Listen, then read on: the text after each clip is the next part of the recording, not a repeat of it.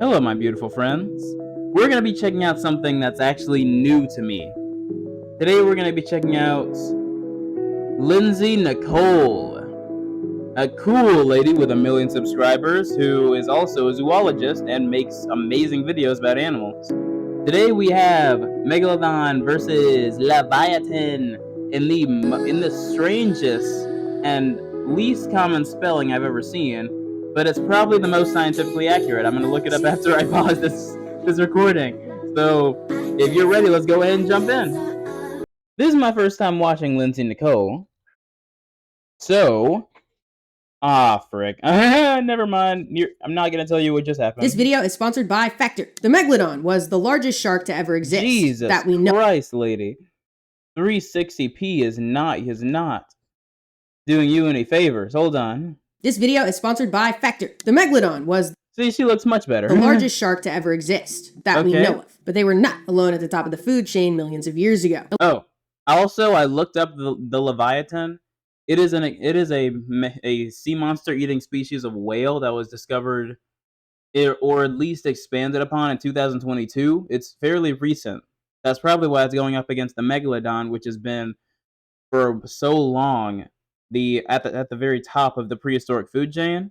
Apparently, this thing is like a freaking titan among fish, or more like sea mammals. So let's see if the Megalodon can beat it. Allow me to introduce you to the Leviathan whale, the only known competitor and potential predator of the Megalodon. Woo! Despite being lesser known, Leviathan inhabited the same waters at the same time as the Megalodon, competing for the same food sources, and they likely ate each other at least a little bit. So of course, the question becomes, in a head-to-head battle, who would win? Today, we're going to answer that question. I'm going to introduce you to Leviathan, catch you up to speed on some new Megalodon research, and give you a winner based on the stats presented to you.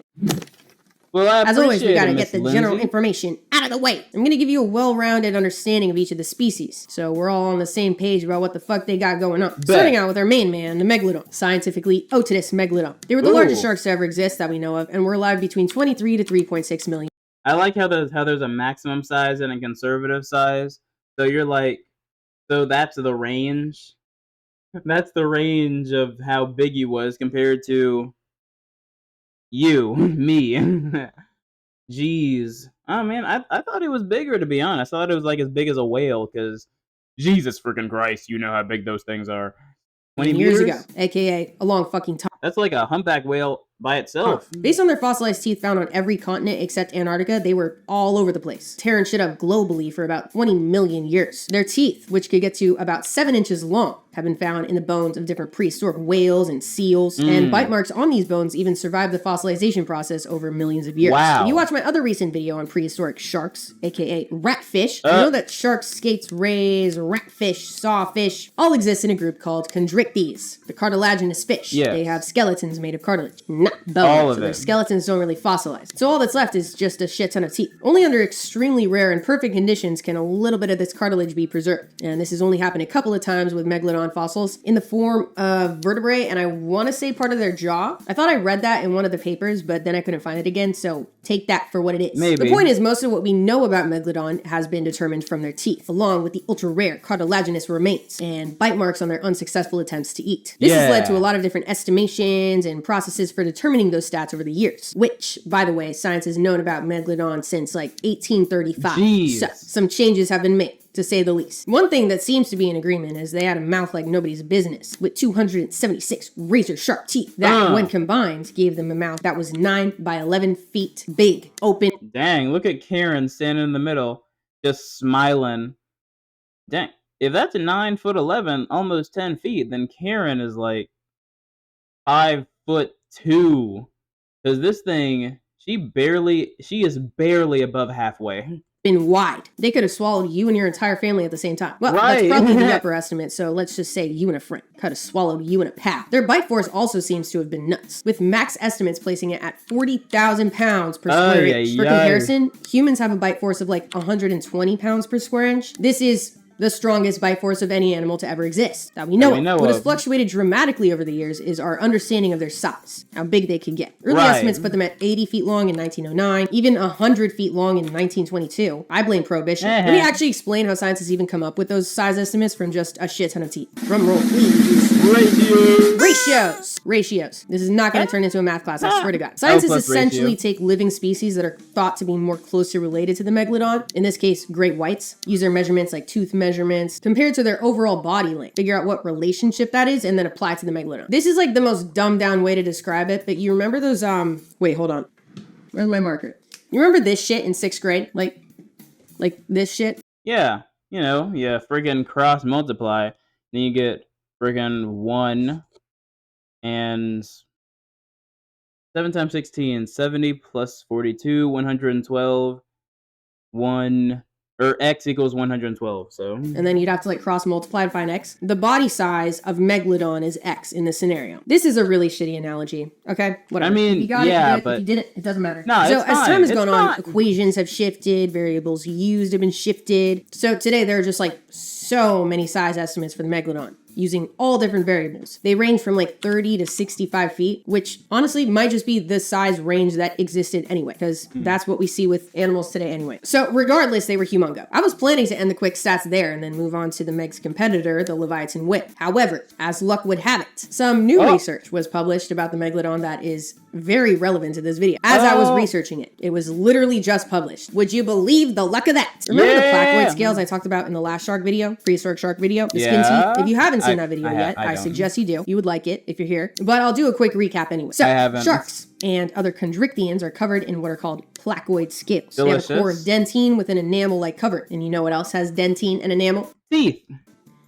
Placoid scales, skin teeth. Even though they are very small and thin, they're fairly resistant to decay and sometimes survive the fossilization process. So they're just out there in the fossil record, just difficult to find. But a group of researchers were able to identify placoid scales in the surrounding rock or matrix of a set of Megalodon teeth found in Japan. Megalodon placoid scales. Different groups of sharks have differently shaped placoid scales, which can tell a lot about how water moved around the scales and thus how fast the animal was. In this case, the Megalodon's placoid scales did not match those of active fast swimming sharks, which generally have narrowly placed ridges or keels all over them. They actually to increase aerodynamic.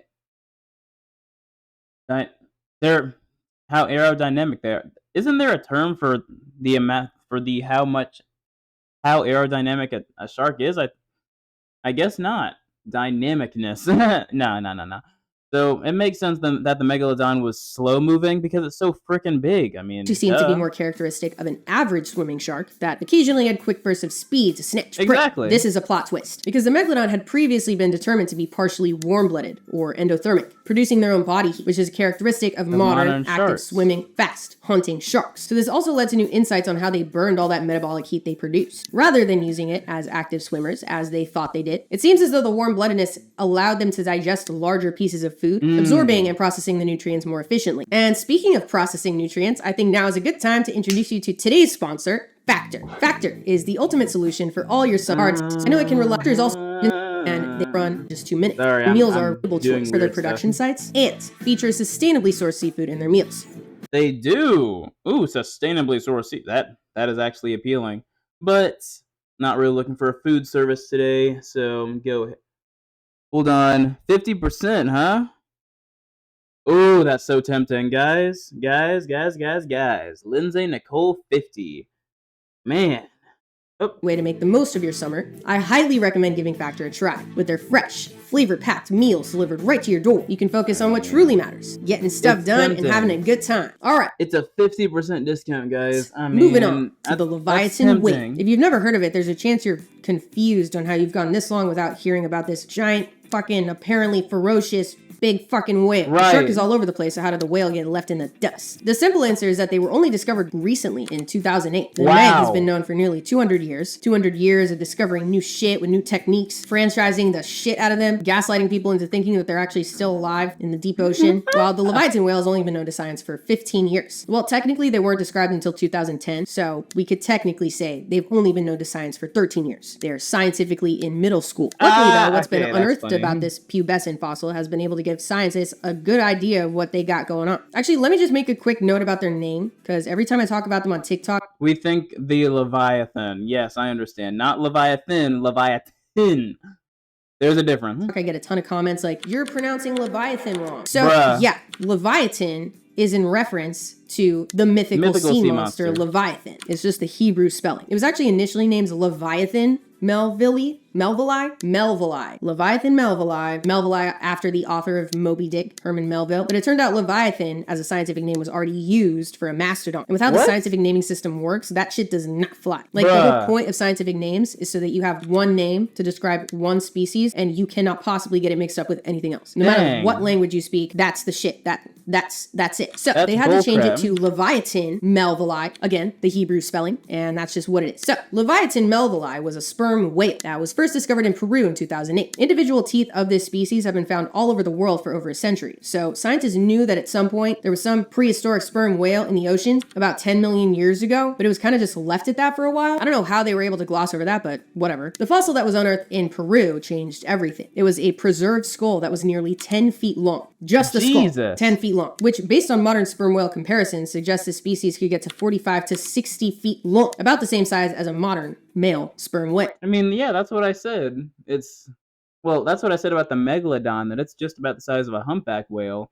But this guy is the size of a sperm whale. So which one's bigger?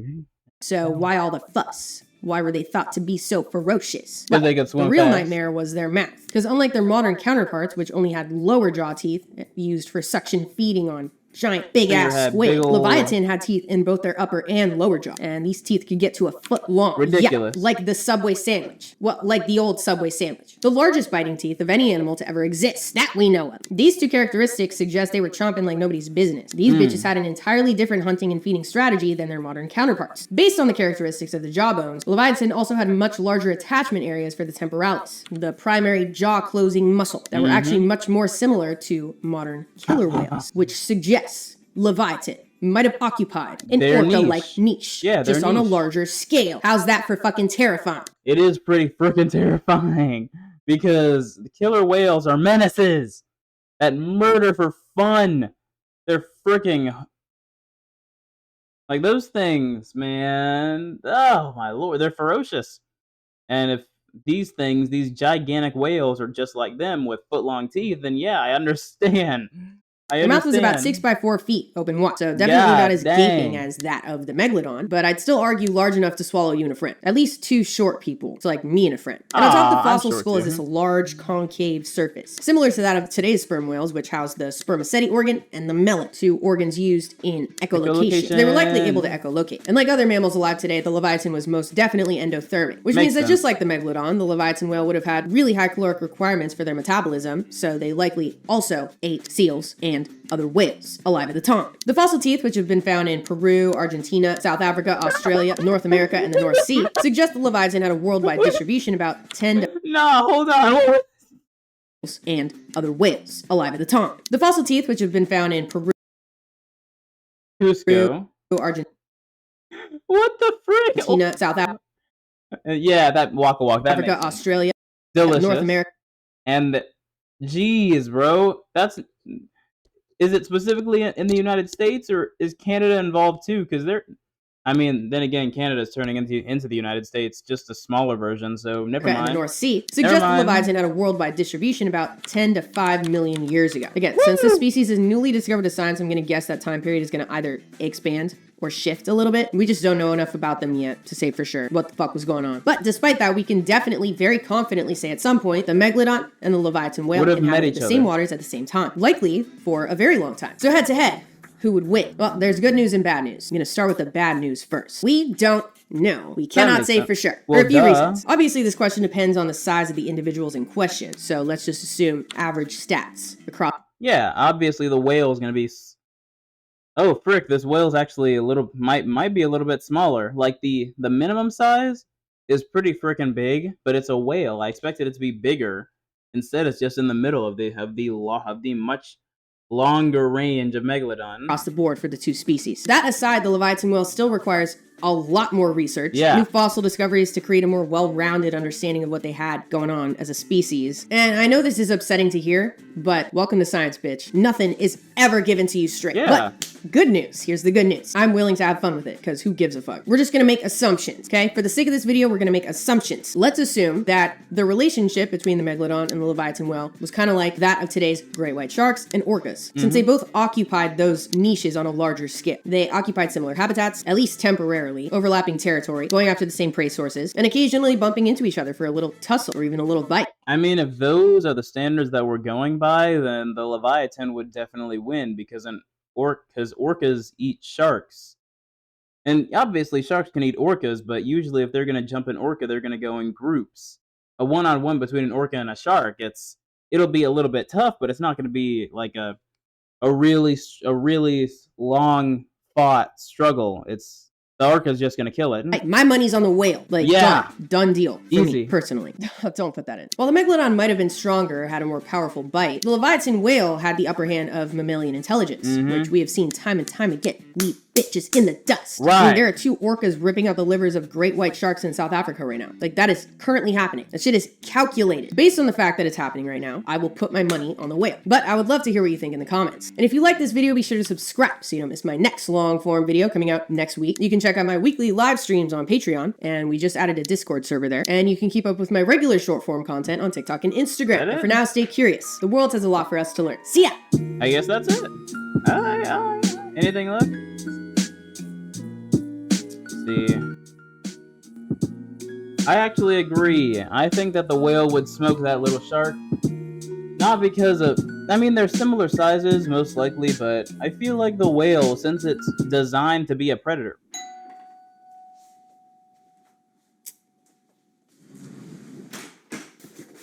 I got a package. Nice. We're not going to include that. Just scratch that. I got a package. And my door. I just left my door open while I was saying all that. Okay. Okay. Well, my beautiful friends, that was Megalodon versus the Leviathan whale. Like I said, I think the Leviathan would win because it was very obviously designed to be an apex predator. I feel like even if the Megalodon was bigger and stronger, the Leviathan whale would just use those razor-sharp, foot-long teeth to tear chunks out of it while it wanders around aimlessly. Like, it can only manage a few bursts of speed from what we know, so it probably wouldn't be able to last against something that was specifically designed to be more of a killer. Yes, they're both killers, but one of them... The whale seems faster, okay? If it's being compared to an orca, orcas... Those guys are freaking crazy! They are fast, they are cunning. Put extra emphasis on that. Lindsay thinks that it's going to be because of the intelligence, the cunning that I just mentioned. But I think that it's going to be the speed, because if Megalodon wasn't that fast, then he's not going to have a chance, bro! They already have pretty similar stats in general and have the same niche. So it's like... that speed is gonna be worth a lot. Leviathan's gonna get in there and just tear it up, bro. That's just what I think. Leave your thoughts in the comments. And you are loved, you're appreciated, you're gonna do amazing things. I don't have anything else for you. I am out. Peace.